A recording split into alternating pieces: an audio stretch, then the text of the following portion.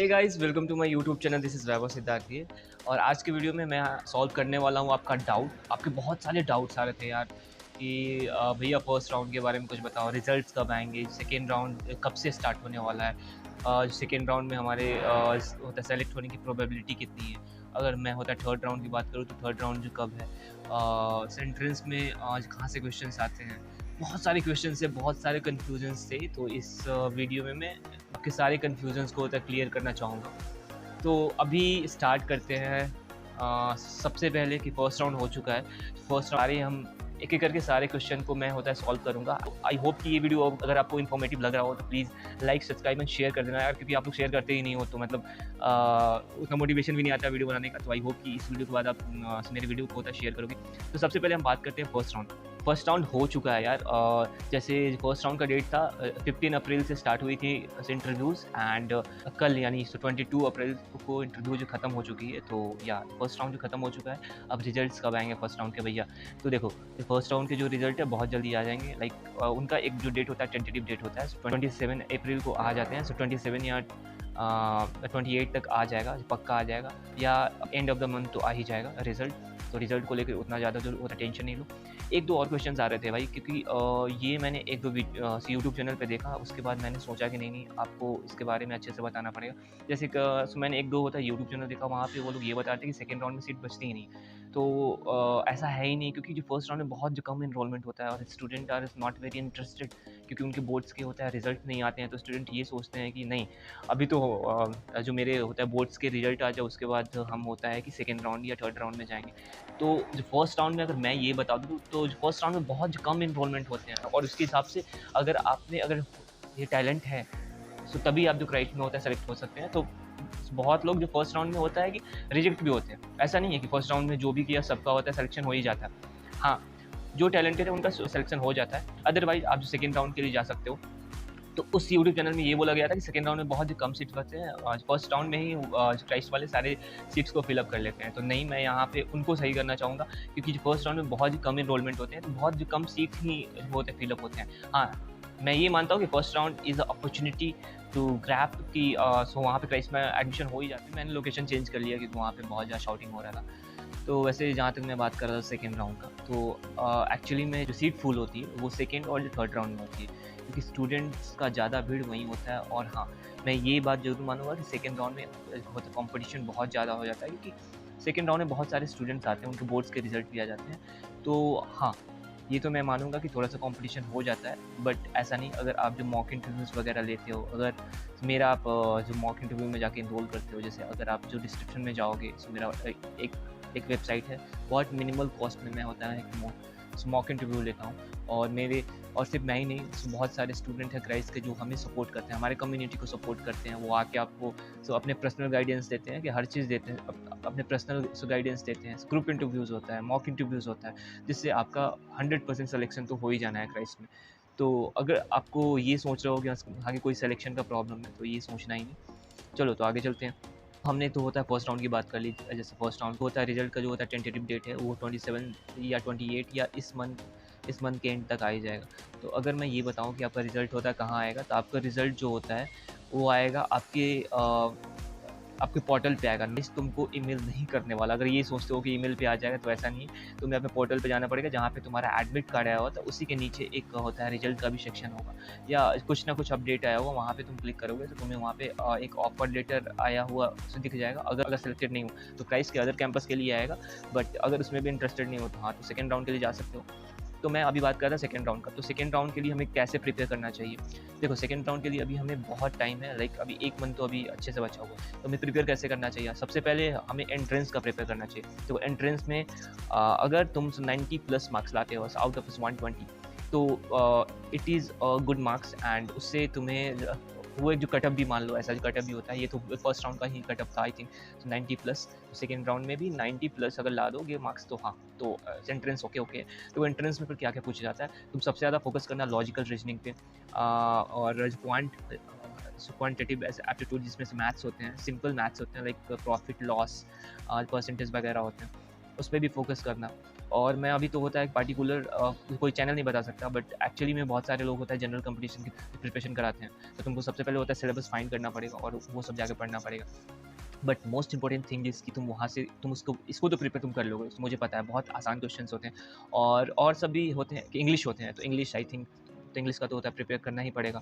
और जिसका इंग्लिश अच्छा है तो उसका कोई प्रॉब्लम ही नहीं है। सो इंग्लिश में क्या देते हैं, इंग्लिश में होता है कॉम्प्रिहेंशन देते हैं, सिनोनिम एंटोनिम्स देते हैं, बहुत करेक्ट द वर्ड्स देते हैं, आसान आसान क्वेश्चंस होते हैं। English is not very difficult to you. उसमें मैंने होता है एक बैचलर स्किल दिया हुआ था, तो उसमें हमें मुझे होता है नेटवर्किंग के क्वेश्चन पूछे हुए थे बहुत सारे, ऑपरेटिंग सिस्टम के क्वेश्चन पूछे हुए थे। उस हिसाब से तुम्हारा जो भी डोमेन होगा उसके हिसाब से रिलेटेड एक सब्जेक्ट तो होगा ही, तो उसको अच्छे से प्रिपेयर कर लेना। अभी सेकेंड राउंड के लिए मैं कुछ आपको ये देना चाहूँगा कि हमें इंटरव्यू की तैयारी कैसे करनी चाहिए, ठीक है।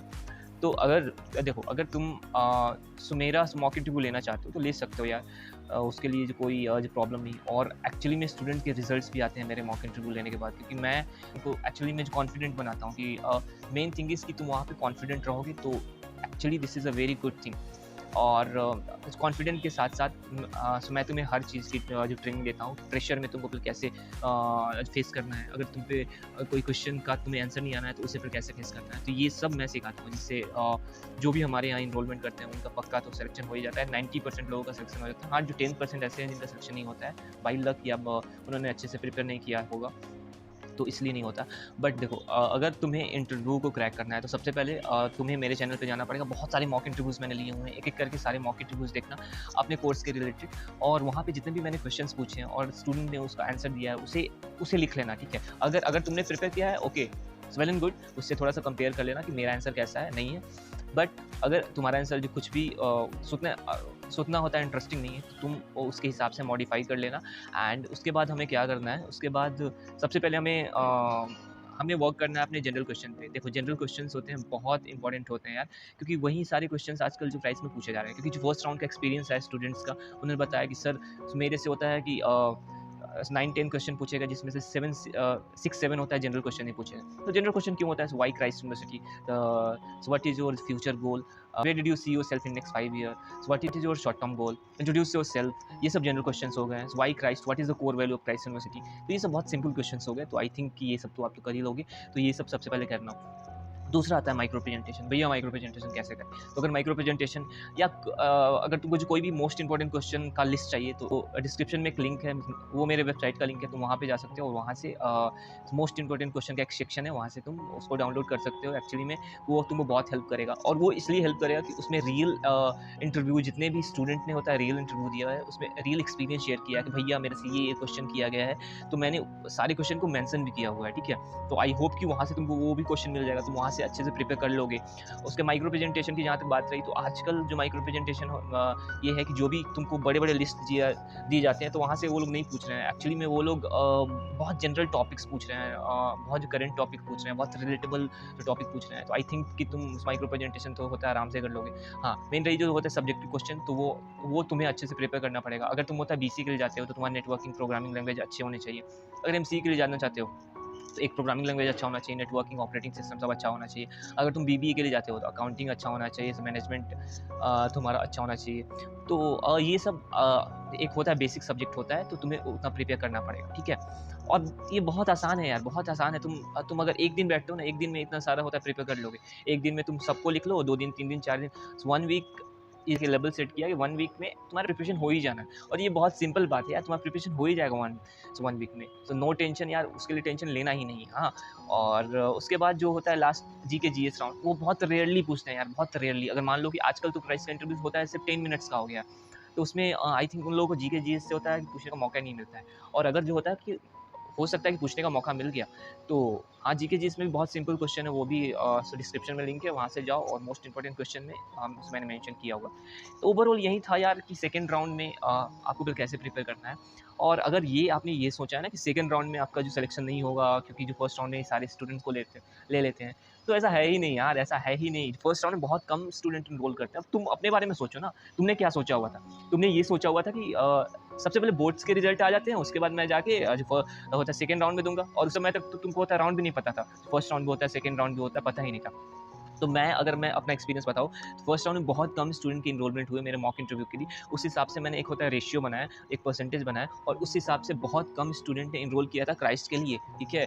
तो उस हिसाब से आई थिंक 60-70% होता है, अगर 100% स्टूडेंट ने होता है कि अगर वहाँ पे एनरोल किया होगा तो 60-70% has got in Christ university और उनके लाइक और वो लोग बहुत ही कम परसेंट थे, ठीक है? तो अभी नहीं, ये नहीं समझना कि क्राइस्ट के सारे होता है कि सीट फिल अप हो गए।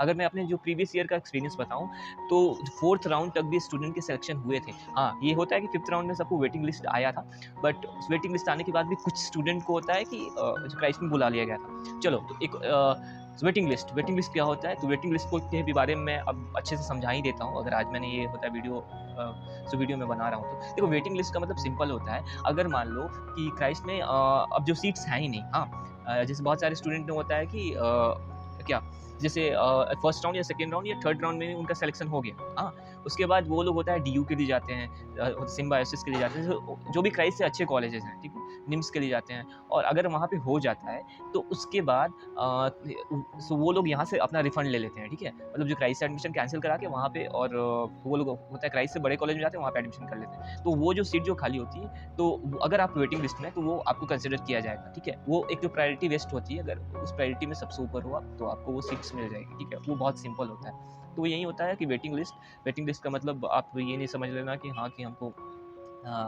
वेट लिस्ट करके रखा गया है, नहीं। वेटिंग लिस्ट का मतलब ये है कि आप क्राइस्ट के लिए सिलेक्टेड हो, आप में टैलेंट है और बट आपके लिए सीट्स नहीं है, तो सीट्स वो कैसे भरेगी? वो सीट्स ऐसे भरेगी कि अगर जो सामने वाला बंदा है जिसका क्राइस्ट में एडमिशन हो चुका है, अगर वो रिफंड लेता है तो आपको सीट्स मिल जाएगी, डोंट वरी। ठीक है? तो ये होता है वेटिंग लिस्ट। तो अब ये बात आती है कि भैया जो राउंड में हमारा सिलेक्शन हुआ कि नहीं? डेफिनेटली सिलेक्शन होगा भाई सेकंड राउंड में। हमारे जो पिछले साल के एनरोलमेंट के हिसाब से सेकंड और थर्ड राउंड में ही सबसे ज़्यादा सिलेक्शन हुआ था। सबसे ज़्यादा सिलेक्शन हुआ था और अगर मैं बता दूँ, अगर मैं अपने जो प्रीवियस ईयर के अपने एक होता है कि एस्पेक्ट को होता है कि शेयर करना चाहता हूँ। जैसे मैं आपको बताना चाहूँगा जो प्रीवियस ईयर में मेरे फर्स्ट राउंड में एनरोलमेंट हुए थे स्टूडेंट के मॉक इंटरव्यू के लिए ओनली 26 स्टूडेंट। अगर मैं होता है कि सेकंड राउंड के लिए मैं बताऊँ तो 136 स्टूडेंट का होता है एनरोलमेंट हुआ था और जो थर्ड राउंड में 267 स्टूडेंट का एनरोलमेंट हुआ था मॉक इंटरव्यू के लिए। जो फोर्थ राउंड में थोड़ा सा घट गया क्योंकि वहाँ पे थोड़ा वैसे भी होता है कि बहुत सारे स्टूडेंट का होता है सिलेक्शन हो जाता है, तो उसमें एनरोलमेंट कम होते हैं। तो जो होता है फोर्थ राउंड में सिर्फ हुए थे 96 स्टूडेंट के एनरोलमेंट एंड फिफ्थ राउंड में बहुत कम हो गए थे क्योंकि मैंने भी इंटरव्यू लेना छोड़ दिया था। सिर्फ 5 या 6 बच्चे का एनरोलमेंट हुआ था जिसमें मैं ही इंटरेस्टेड नहीं था क्योंकि मुझे पता था कि होता है फिफ्थ राउंड में नहीं होता है। तो फिफ्थ राउंड में बहुत ही कम स्टूडेंट। तो ओवरऑल अगर आप ये होता है रेशियो देखो, उस हिसाब से अगर क्राइस्ट का रेशियो निकालो तो यही होता है कि क्राइस्ट में एनरोलमेंट कम होती है जो फर्स्ट में। तो पहला राउंड होता है उसमें, फर्स्ट राउंड होता है उसमें तो एनरोलमेंट होता है कम होती ही है। सेकंड राउंड में एनरोलमेंट बहुत ज़्यादा बढ़ जाता है, इस हिसाब से आपका कॉम्पिटिशन भी बढ़ेगा, उस हिसाब से आपको अच्छा कॉम्पिटिटर मिलेगा। तो आपको क्या करना पड़ेगा, अच्छे से प्रिपेयर। और अगर अच्छे से प्रिपेयर करना है तो टेक माई इंटरव्यू जाओ, डिस्क्रिप्शन में यार जल्दी से होता है एनरोल करो यार, बहुत कम प्राइस में मैं इंटरव्यू लेता हूँ यार। और एक्चुअली वो अगर आप अपने लाइफ का वो होता है ना कि अगर आप अपने लाइफ में आगे बढ़ना चाहते हो ना, कॉस्ट और प्राइस लगाना पड़ेगा। देखो ये बहुत मिनिमल प्राइस है, अगर तुम्हारा प्राइस में हो जाता है, Christ it is a dream comes true for you. तो या तो से इतने 200-300 रुपये होता है मायने नहीं रखते हैं, ठीक है, लाइफ में। अगर होता है मॉक इंटरव्यू लेते हो ना, तो सबसे बड़ी फ़ायदा है कि मैं मॉक इंटरव्यू के साथ-साथ मैं 1 एंड 1 इंटरव्यू तो लेता हूँ, लेकिन मैं 1 एंड 1 इंटरव्यू तो लेता ही हूँ, लेकिन ग्रुप इंटरव्यू आपके लिए सारे ग्रुप इंटरव्यू मैं आपको फ्री में ही देता हूँ। पर्सनल सेशन फ्री में देता हूँ, पर्सनल गाइडेंस भी होता है फ्री में देता हूँ। तो मतलब इस हिसाब से सोचो यार, मतलब मैं आपके लिए इतना कुछ कर रहा हूँ, तो मतलब इस प्लेटफॉर्म पे आना ही है, आगे बढ़ाना है यार और अपने आप को आगे बढ़ाना है। और सिर्फ मैं ही यहाँ पे एफर्ट नहीं मार रहा हूँ, बहुत सारे क्राइस्ट के स्टूडेंट हैं जो हमारे अंडर में है। एक छोटी सी कम्युनिटी है जो आपको आगे सपोर्ट करेगी हमेशा। ये क्वेश्चन से इंपॉर्टेंट है, जैसे जो भी स्टूडेंट का अगर जो फर्स्ट राउंड में होता है कि हो गया सिलेक्शन, तो वो आपको मेंटर करेंगे आके से ग्रुप इंटरव्यू में कि हाँ मेरा जो फर्स्ट राउंड में सिलेक्शन हो गया, मेरे से ये क्वेश्चन पूछा गया। And this is a very important thing कि आपको रियली में रियलाइज होना चाहिए कि आपसे कौन कौन से क्वेश्चन पूछेंगे नहीं पूछेंगे, ठीक है। तो आप इस इनिशिएटिव के साथ जुड़ सकते हो। अगर मेरे मॉक इंटरव्यू को आप एनरोल करना चाहते हो तो जाओ, डिस्क्रिप्शन में लिंक है, techmyinterview.com, वहाँ पे जाके एनरोल करो। तो आप चाहो तो मॉक इंटरव्यू के लिए भी होता है कि एनरोल कर सकते हो।